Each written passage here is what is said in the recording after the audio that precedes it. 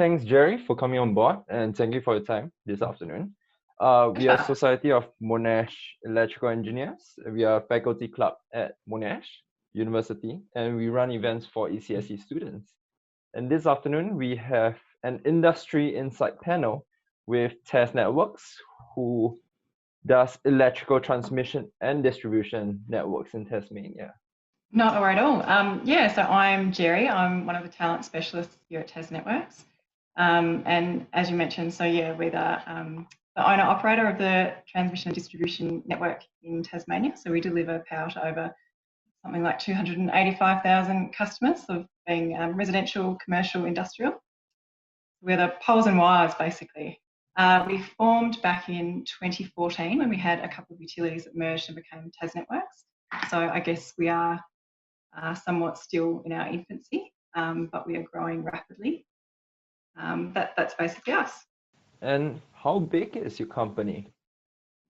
So we're a statewide company. We have just over 1,000 employees. Our biggest main office, is based down here in Hobart, but we have offices all around the state. Training centre out in Mornington, down here in Hobart, our field office out in Cambridge, and then up in Rochelle, our head office of the north of the state up there. So we're pretty big for a Tasmanian company. We are quite covering the whole of the state. Yeah, I think we can move on to internships and graduate opportunities. These are questions that were posted from the student body. So we collected a few questions and we would like to ask you some. So we'll start off with what internship or graduate opportunities do you have for electrical or mechatronics engineering graduates?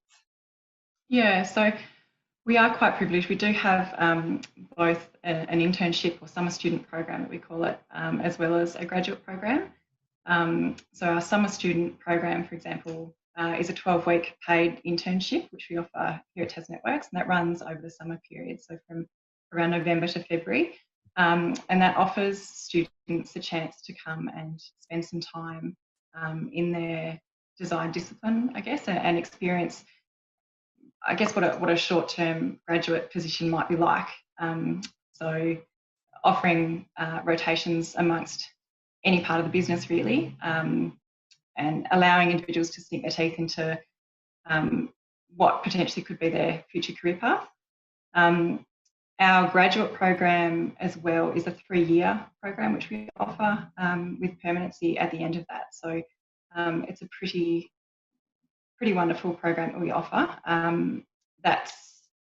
We do, as part of the program, we have 6 monthly rotations within the business. So as you can imagine, TasNetworks is quite a large business covering off a whole range of disciplines. So you come into the program, get stuck into an area aligned to a discipline, and then every 6 months you look at rotating around the business to try and gain exposure and knowledge and build those relationships among the business. So it's a pretty wonderful opportunity. Fantastic. So you touched on it before, but a 3-year graduate program? It is. So the program itself is 3 years, but we've recently implemented permanency at the end of that. So what we were seeing prior is that grads were sort of getting concerned about the fact that, what are they going to do after the 3-year period? And now we've guaranteed a permanent placement at the end of that, which is really great because you put so much time and investment into these wonderful grads, and then we want to see them and retain them within the business. And just to get know more about it, what do your graduate or internship opportunities look like? Yeah, so I guess, the opportunities are really up to the individual to make out of them what they will. So we have a whole array of engineering specifically disciplines that may be of interest. So we have our field engineers out at Cambridge. We've got engineers up here at Maria Street.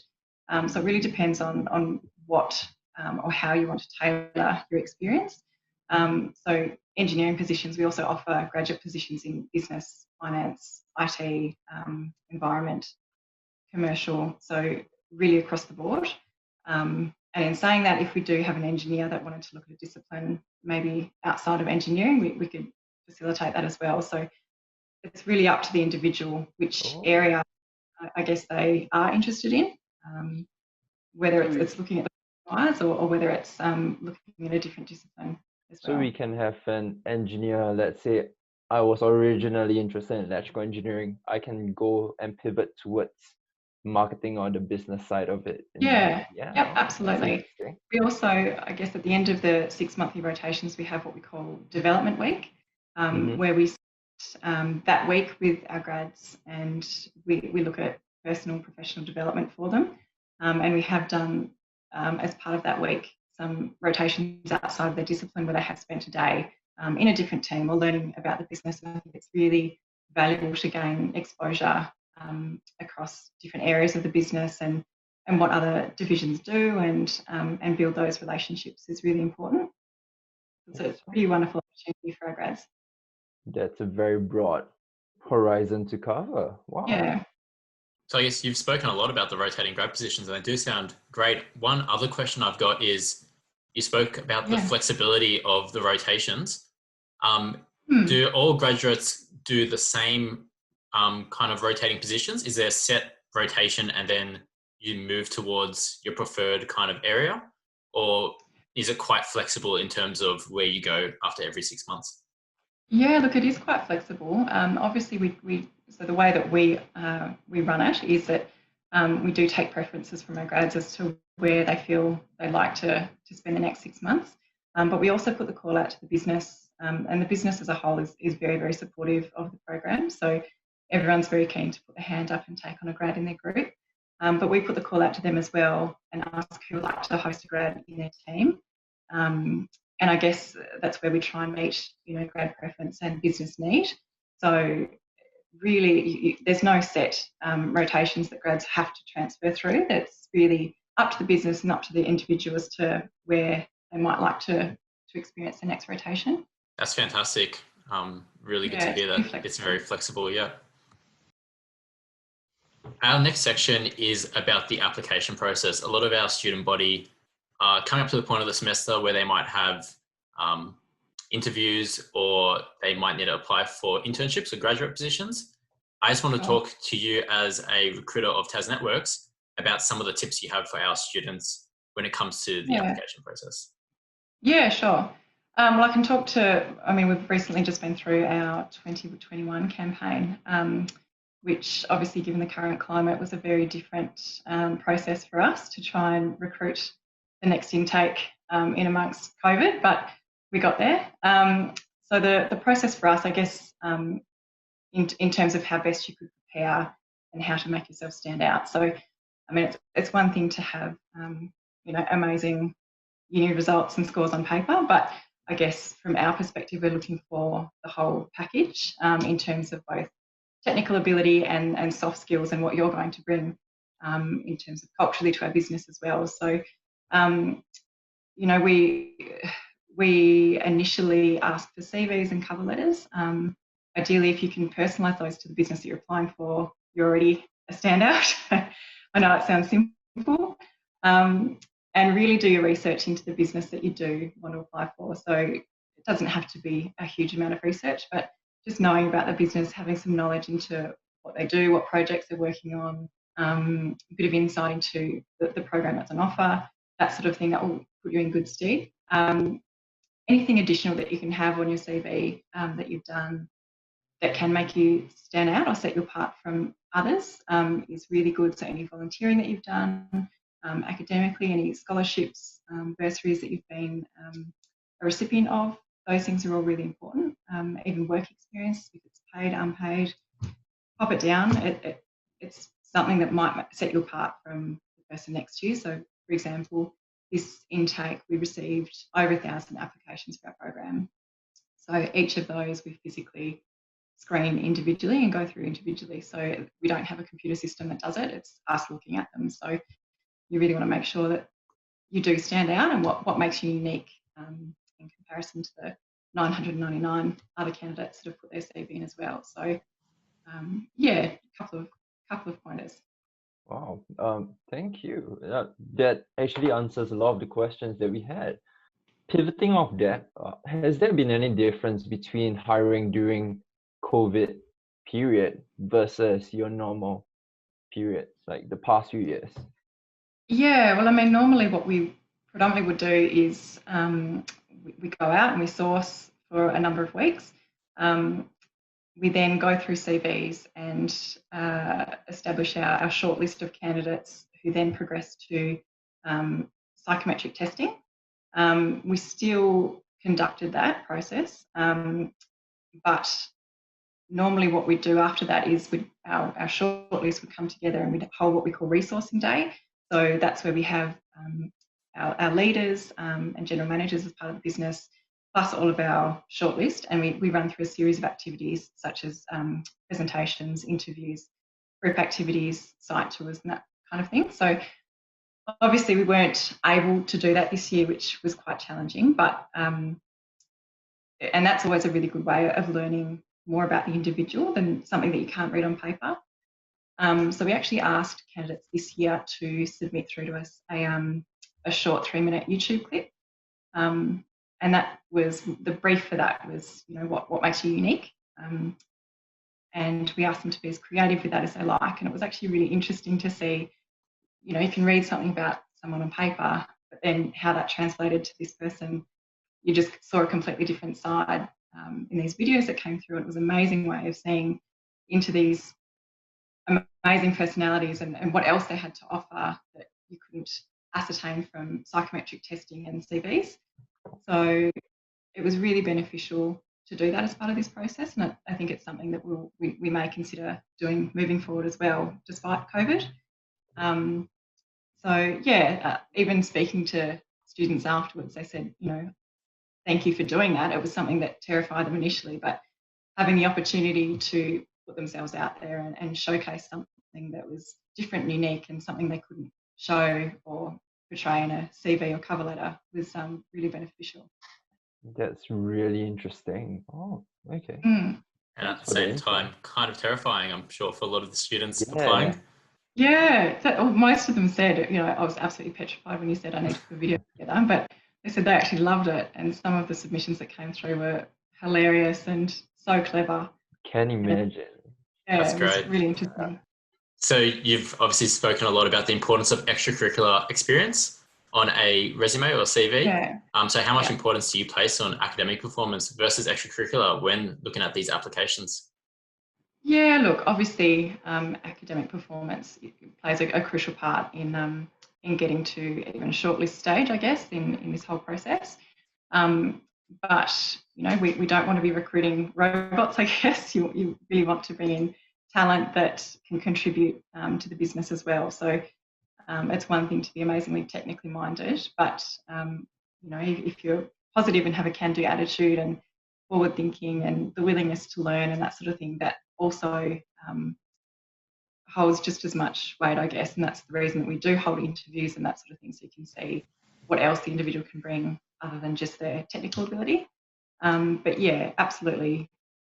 Volunteering, sporting events, work experience, anything additional that you can put on your CV to show that you are really passionate and you have that drive that can make you stand out from the crowd, I guess, is really important. So let's say I'll use myself as an example. My WAM isn't that great, but I've done things like volunteering, going for summer scholarships, running my own side projects. Where will you place this? Like, how do I get myself in front of the queue versus those who have higher WAMs, higher scores? Yeah, look, it's those additional curricular activities that that can show to us and indicate your willingness to learn and adapt, and the drive that you have, and how passionate you are about what you do, and the energy and enthusiasm that you will bring to the program. So it's not necessarily just a score that we look at. It's those additional characteristics that we look for as well, so that whole package, which we see as making our grads successful. Okay, thank you. Could you just give us an example of an application, maybe a resume that you've seen, which really stood out for you and why it's stood out amongst the crowd? So a lot of students always ask with a resume, what do you need to put on there to kind of differentiate differentiate yourself from other applications? Do you have any thoughts on that? Yeah, sure. It's a tricky one. We do see a lot of CVs. I guess for me personally, the cover letter holds a lot of weight. A lot of people, particularly now, they don't upload a cover letter, which to me I find quite baffling. I think it's your opportunity to really sell yourself and really get across what it is that you're going to bring to the role, what you can offer, and talk about your experience and that sort of thing. So for me, a cover letter absolutely holds just as much weight, if not more so, than a CV. Good CVs, I think, they don't have to be War and Peace. It doesn't have to be 10 pages long. I think it can be short, clear-cut, concise, but really, as we discussed, outlining those academic achievements, whether it's scholarships, bursaries, highlighting anything that you've done where you've gone outside the square and put yourself out there to gain experience in a certain area or whatever it might be. So yeah, sporting events or work experience, volunteering for, whatever it might be, just things that we can sort of gain insight into who you are. We don't need a whole extract of your whole university report. It can be it doesn't need to be long, just short, clear cut, concise. And then obviously with your cover letter, tailoring it to the company that you're applying for, personalise it, is really important. That's a very good point to note. And look, if students aren't sure, we always say to them, reach out. If you're not sure, ask us. You can pick up the phone, you can contact us. We're more than happy to help with CVs and tips and tricks and that sort of thing. So if you're not sure, don't fumble your way through it. Put your hand up and ask for help. So let's say they get past the CV screening, cover letter screening, the YouTube 3-minute video. So all the way into the interview session, right? And they're really nervous and all. So what do you think employers look for in an interview session? Yeah, I mean, for us, it's a little bit of knowledge about the industry, about us as a company. So just showing that you have done not a huge amount of research, but you know who we are, you know what we do, you know a little bit about the grad program as well. So we're not it's not a test question, but it's something that's really simple that you can do and show that you are passionate about gaining this position. I think being enthusiastic as well is something that's key. If you come in and show that you're driven and have a huge amount of enthusiasm and drive to want to succeed, that's obviously going to stand out in comparison to someone who's a bit withdrawn and obviously not putting themselves out there as much. So it's those little things. We'll move on to our third and final section of this short interview, which is some miscellaneous questions from the student body to TasNetworks. So the first question we have is, what are some projects that TasNetworks are currently working on that may be of interest to our ECSE student body? Yeah, so we've got quite a few big projects that we've been working on. So Cattle Hill Wind Farm development is a big one. Probably one that is making headlines at the moment is Project Marinus. So the Marinus link is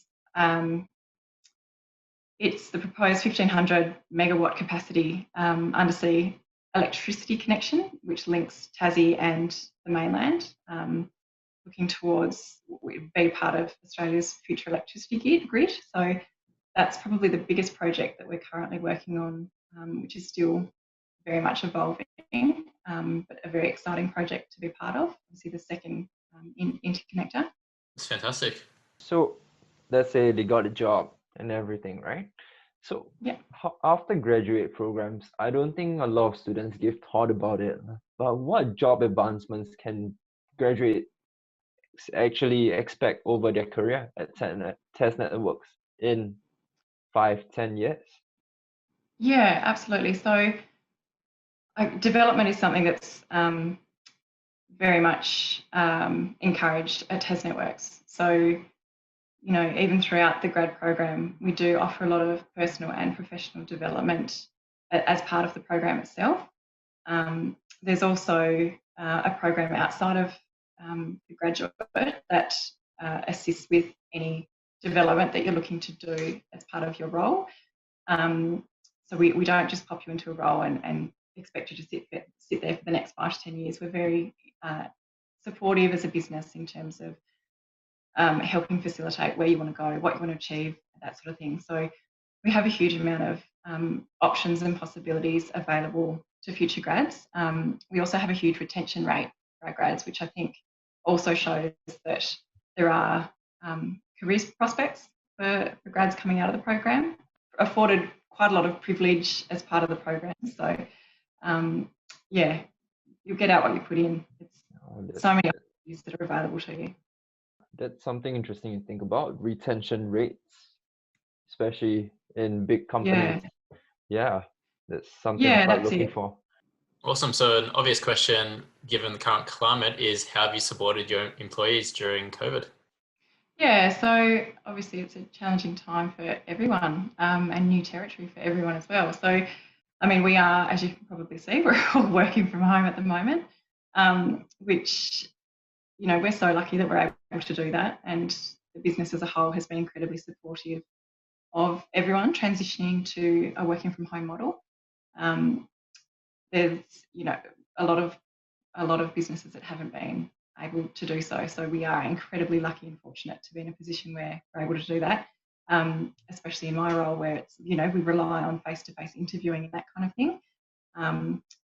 But I guess looking at the grad program, so even with the challenges that we were faced with COVID and resourcing for the grad program, it was, you know, things like video submissions that we just had to change and rethink the way that we were recruiting. But it was also as much as, you know, we were trying to select our program for 22 and on, it was as much about them selecting us. So it was things that we could do to personalise the process for them. We actually sent out personalised little gift packs to each of our grads and things like that, which in our mind helped us stand out amongst other businesses that were also going through their graduate program. So there's been quite a few changes since COVID, but to date, definitely. Yeah. I just want to add on another question about, obviously, TasNetworks has a lot of engineers working there, and how have you found the engineering industry in terms of coping with COVID and working from home? Yeah, well, I mean, I check in with our grads pretty well weekly, and obviously our first year grads particularly, that was one thing that was front of my mind, that they've sort of come into the business fresh out of uni, and then we sent them all home, and it's like, how are they feeling amongst all this? But their workload is really constant, and they're getting a huge amount of support from their leaders, and we also have mentors that they're assigned to when they join the business as well. So they've got each other as well. So they come in and they've got a peer group of grads that are going through a similar situation to them. But I guess making sure that they're still contributing to meaningful work was something that was really important. And to date, that has been the case. They're all still very busy and still feeling like they're contributing to something meaningful, and they're getting the support they need, which is really, really great. Well, obviously you covered how it affected the graduate employment process from students going to the company. And I somewhat heard you touch on you reaching out to students and telling people like, hey, we have jobs. Like, we want you to come and apply to our company. Like, how would you change next year? Because obviously everything has gone online and we have students over in the mainland. How would you want the students in Monash to apply to TasNetworks? Yeah, look, I think it's really interesting. You know, quite often, I guess, for us to put ourselves out there and to get word out that we do have this wonderful program that's available, we do rely heavily on expos as well, which obviously this year is something that we haven't been able to do, but we've done a couple of virtual expos, which have been really interesting, and I think in a way have been more beneficial because you're talking to a captive audience, I guess, whereas when you're at expos, you're relying on building that conversation with people if you're able to catch them walking past. So I think even after COVID, that's probably a model that we might look at doing moving forward is still holding virtual chat sessions where, you know, even like this, where grads can come and chat to us online, and we can hold information sessions online to a select group that are interested in what we have to say and ask questions and that sort of thing. So I think it's been really interesting, some of the positives that have come out of our change process. And of course, checking the social media channels like Yeah, Facebook. Yeah, absolutely. awesome. We're building a huge LinkedIn presence as well. So I guess my recommendation to grads as well would be, you know, LinkedIn. jump on LinkedIn, set up a profile. It doesn't matter if you don't have a huge amount of content to put on there, but it means that you can be following businesses and utilities that you are interested in applying. And we got a huge amount of traction from LinkedIn for this graduate program that we sourced for. So I'd highly recommend to any grad out there. It's a wonderful platform to be able to see what businesses are doing and gain a huge amount of information in one place. Fantastic. Thank you.